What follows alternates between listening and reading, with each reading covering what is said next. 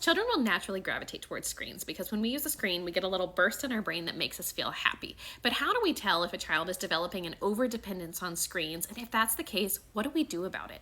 As a pediatric occupational therapist, I'm not concerned about a child who's reaching for an iPad that happens to be in their reach. This is simply a part of their curiosity and not a sign that they're overdependent on screens. When I become really concerned that a child may be overdependent on screens is when they're not able to enjoy other activities or they're not able to play without the TV being in the background.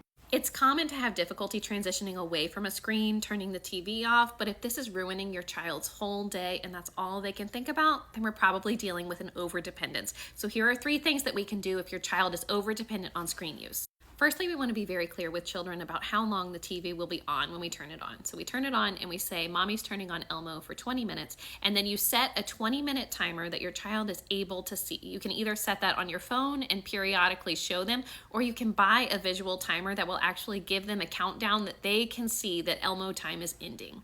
We want to make sure that we're pairing the visual timer with verbal reminders. So when we get to 5 minutes, Elmo's going off in 5 minutes, Elmo's going off in 1 minute, then give them a 10-second countdown at the end so they really know.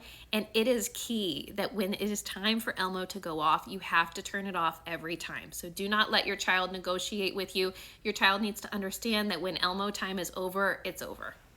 A lot of parents think that they're doing the loving thing by letting their child negotiate on boundaries like that, but what it actually does is creates confusion in their brain. So when we say Elmo's over in 20 minutes, they think that it's never 20 minutes. They think that it always means, oh, I'll get 5 more minutes and then 5 more and then 5 more.